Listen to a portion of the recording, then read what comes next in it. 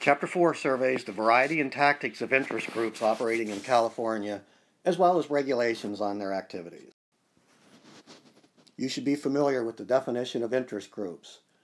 They protect the shared interests of their members and are sometimes referred to as special interests for the special attention they seek and sometimes receive in California.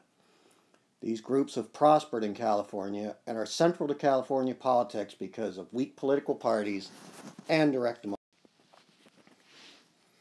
We've already talked about the influence of the Southern Pacific Railroad in the late 1800s, and ag interests have been strong throughout all periods of group power in California. Today, there are a number of groups with power, and they routinely compete for power in our system.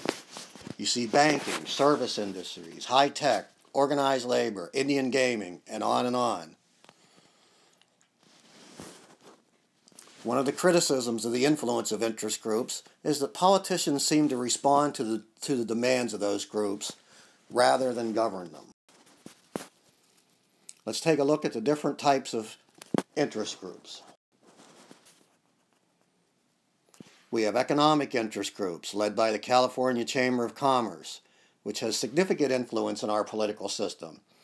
Each session, the Chamber identifies bills as job killers, bills that, if passed, would harm the state's job efforts. The Chamber is extremely successful in making sure that those bills are not passed. There are also influential agribusiness groups such as the California Farm Bureau Federation. You see the professional associations and unions that also exert influence.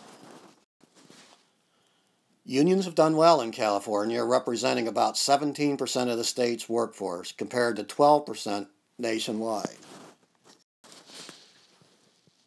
You also have demographic groups that represent members based on ethnicity, gender, and age. Single-issue groups have the potential. There are also single-issue groups that push for a specific issue to be decided on specific terms. We see examples of that with groups for and against gun control, and most recently groups for and against requiring children entering public schools to be vaccinated. Single-issue groups have the potential ability to deliver a solid block of voters on a controversial issue that can affect the outcome of an election. Public interest groups such as Common Cause, the League of Women Voters, and the California Budget Project are distinguished from other groups by the fact that they pursue goals to benefit society, not just their members. Local governments also are interest groups through the lobbying efforts with the League of California Cities, California State Association of Counties, and the California School Boards Association, among others. In fact, local governments collectively spend more on lobbying than do organized labor, oil companies, or business. Let's now look at some of the techniques and targets of interest groups. Lobbyists are generally skilled professionals for whom lobbying is a career. They are experts on the legislative process and are a very useful resource for new legislators, writing up to 70% of bills for first-time legislators. As you can see, in 2011, lobbying firms spent about $2.4 million per legislator. In addition to legislators, lobbyists also target the executive branch and bureaucrats who interpret laws and make recommendations. The number of lobbyists has increased significantly over the past several decades.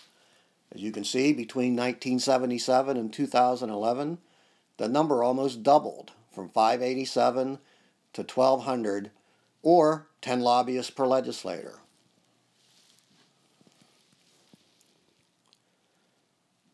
While some represent a particular business, union, organization, or group, others are contract lobbyists who work for several clients simultaneously. Interest groups also provide important campaign support for candidates they are backing. including financial support and volunteers for door-to-door or phone bank efforts.